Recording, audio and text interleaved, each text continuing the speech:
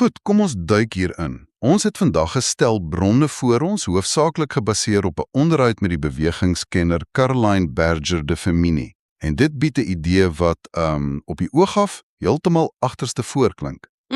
Sy maak die stelling dat om beter uitwaartse rotasie in jou heup te kry, wat dansers endehoor noem, moet jy eers jou inwaartse rotasie of endedaal bemeester. En dis presies waar die meeste mense se koppe begin spin, ja. Ons word geleer om die een te soek en die ander amper te vermy.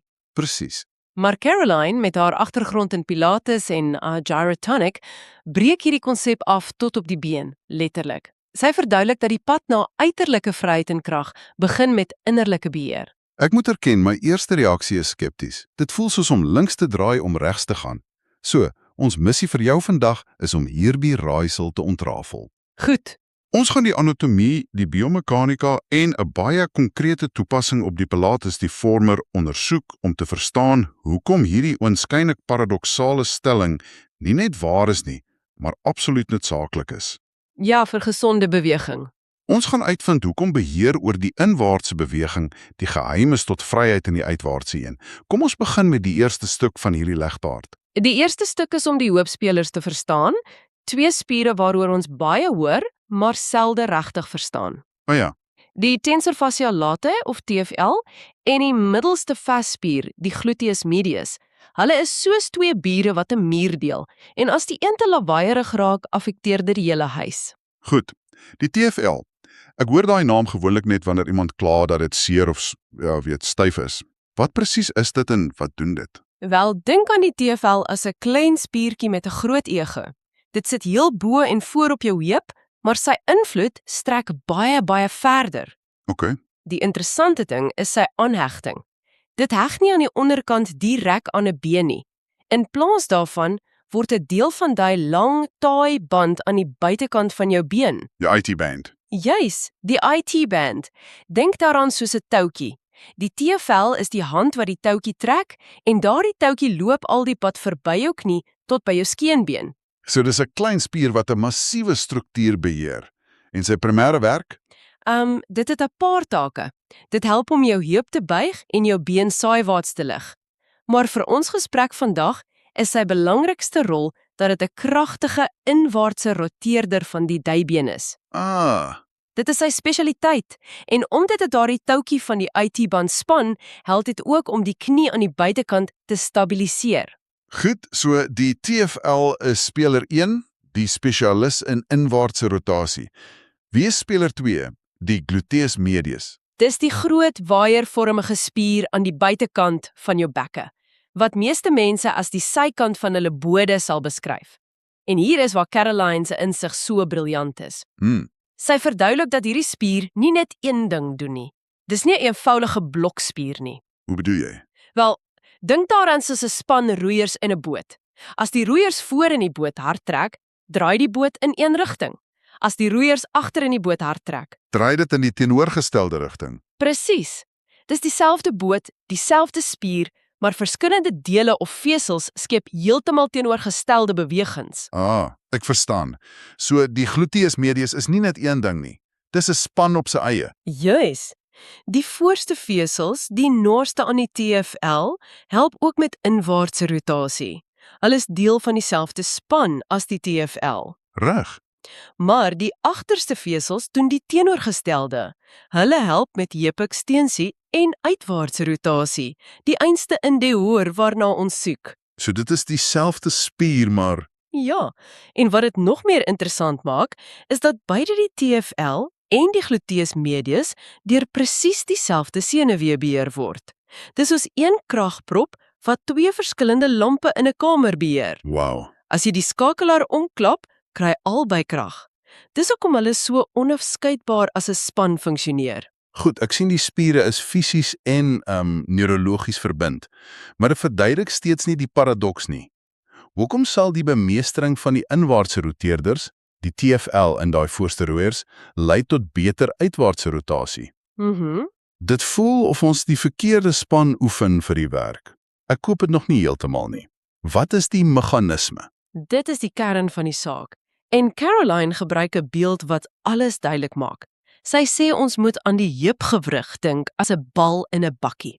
OK. Die kop van jou duibeen is die bal en jou heupkom is die bakkie. Gesonde, stabiele en de hors is die resultaat van daardie bal wat perfek gesentreer in die middel van die bakkie bly terwyl dit draai. So dit gaan nie daaroor om die bal so ver as moontlik in een rigting te forceer nie. Glad nie. Dis juist die probleem.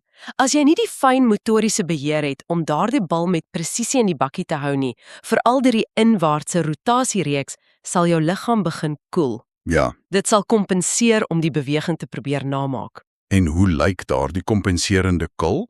Ek dink ek het dit al in 'n gimnasium of 'n dansklas gesien. Beslis. Dit skep 'n illusie van ondior. Jy sien mense wat hulle knieë wring, hulle voete uitforceer sodat die voet bo plat val of Hulle hele bek en kantel vorentoe. presies om die voorkoms van uitgedraaide bene te skep, maar niks daarvan is ware rotasie diep binne in die heupgewrig nie. Die bal is nie meer in die middel van die bakkie nie, dis teen die rand vasgedruk. Carolyn sê, die bemeistering van inwaartse rotasie is soos 'n kalibrasie vir die heup. Dit leer die bal om sy middelpunt te vind en te behou. Dit skep 'n intelligente heup, nie een wat in een posisie vasgevries is nie. Wag 'n bietjie. Jy het vroeër genoem dat dit ook 'n beskermende funksie het. Maar ek bedoel, die meeste afrigters en terapeute sê juis inwaartse rotasie is gevaarlik en veroorsaak kniepyn. Ja, dis die algemene idee. Dit klink of Caroline heeltemal teen die stroom swem hier. Verduidelik daai een. Sy swem inderdaad teen die konvensionele stroom, maar sy swem saam met die stroom van hoe die liggaam ontwerp is. Sien, inwaartse rotasie is nie die vyand nie, onbeheerde inwaartse rotasie is. OK. Met elke tree wat jy gee, moet jou femur effens inwaarts roteer om die skok van impak met die grond te absorbeer. Dis 'n natuurlike veermeganisme. As jy nie die spierbeheer het om daardie beweging te bestuur nie, of as jy dit probeer blokkeer, Omdat jy dink dis sleg. juis, dan gaan daardie wringkrag iewers heen. En dit gaan af met die ketting na die swakste skakel. Presies, dit word direk na die knie verplaas. En die knie is net nie ontwerp om daardie soort rotasiekrag te hanteer nie. Reg. Dit lei tot 'n hele reeks probleme. Femoropatellaire pyn, chroniese spanning op die IT-band, onnodige stres op die ligamente. Deur jou heup te leer om inwaartse rotasie fyn te beheer, gee jy letterlik jou knie die vryheid om net sy eie werk te doen. Dit begin nou regtig meer sin maak. Die idee dat jy die heup moet kalibreer om die knie te beskerm. Gee my nog 'n beeld, iets wat hierdie verhouding tussen die heup en die knie onvergeetlik maak. OK, Caroline se beste analogie is die een wat die meeste mense se aha-oomblik veroorsaak. Sy sê, dink aan jou heup as 'n bal en pokkie gewrig. Dis soos 'n bal in 'n bakkie. Dis ontwerp om in alle rigtings te draai, rol en gly. Rotasie is sy moedertaal. Dink nou aan jou knie. Dis hoofsaaklik 'n scharneergewrig. Soos 'n deur op 'n skarniere. Jep. Dit is ontwerp om net open toe te maak, te buig en te strek. En die waarskuwing is dan vanselfsprekend, moenie die skarnier probeer draai nie. Jy het dit. Wat gebeur as jy 'n deur op sy as probeer draai? Jy breek die skarniere af. Ja, natuurlik. Net so as jy jou knie dwing om die rotasie te skep wat eintlik in die heup moet gebeur, vra jy die skarnier om die werk van die bal en pokkie te doen. En dit is 'n resep vir bleesering. So die rotasie behoort in die heup, die knie moet net in lyn volg. Absoluut. My brein verstaan nou die teorie, die bal, die skarnier, die spanroeiers, dit alles maak intellektueel sin, maar my liggaam is hardkoppig. As ek op 'n Pilates reformer lê, hoe oortuig ek my spiere hiervan?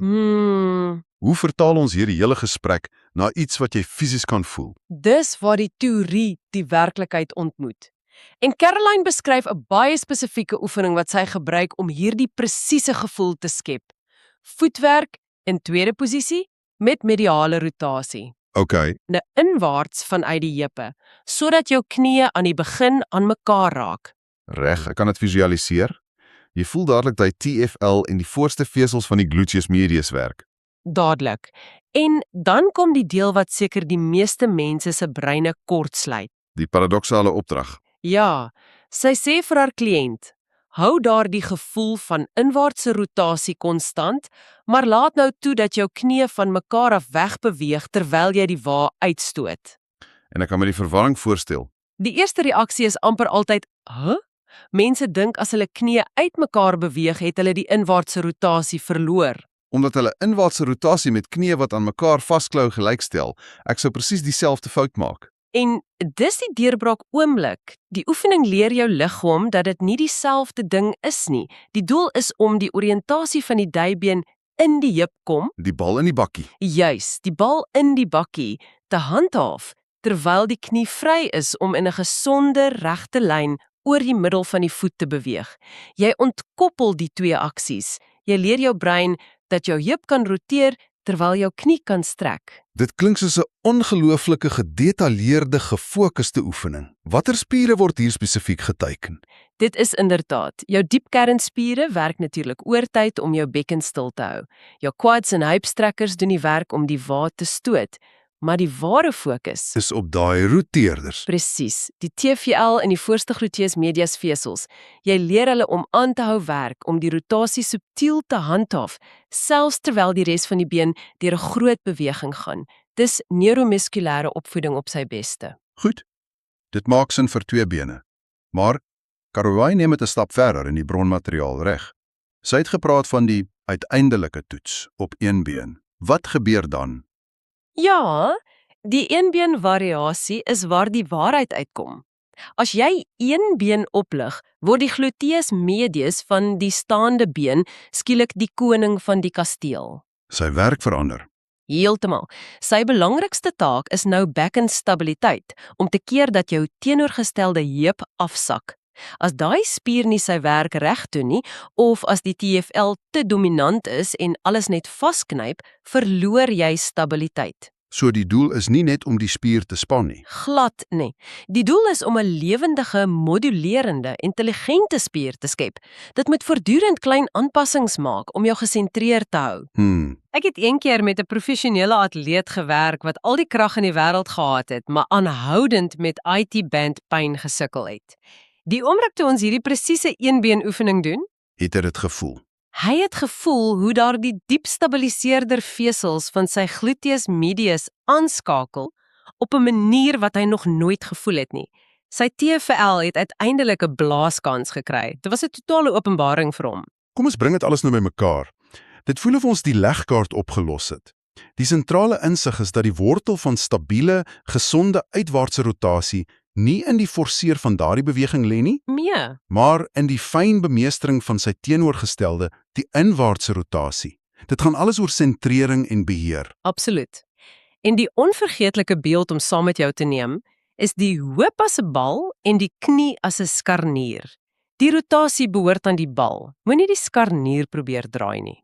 En die belangrikste punt vir my is dat dit nie net abstrakte teorie is nie. Dis iets wat fisies aangeleer en gevoel kan word deur presiese, doelgerigte oefening. Ja, dit gaan daaroor om jou brein te herprogrammeer om beweging op die regte plek te initieer. Reg. Caroline som dit op met 'n stelling wat regtig tref. Sy sê, intern rotasie is nie die vyand van indehoor nie, dit is die wortel daarvan. Sonder beheerste interne rotasie is indehoor 'n illusie. Wow. Waarvoor die knie dikwels die prys betaal. Wow, Dis nogal 'n kragtige waarskuwing. dit is. So basies, elke keer as 'n atleet of danser of selfs net iemand in 'n yoga klas net fokus op uitdraai sonder hierdie dieper basis van beheer, koop hulle vir hulself 'n knieprobleem op krediet. Dis 'n perfekte manier om dit te stel. En sy voeg 'n laaste praktiese stukkie raad by. Elke keer as jy korrekte, beheerde inwaartse rotasie oefen, gee jy 'n geskenk aan jou knieë. En oor 'n leeftyd. Oor 'n leeftyd van beweging is daardie geskenk van onskatbare waarde. So hier is 'n finale gedagte vir jou om oor te pyns.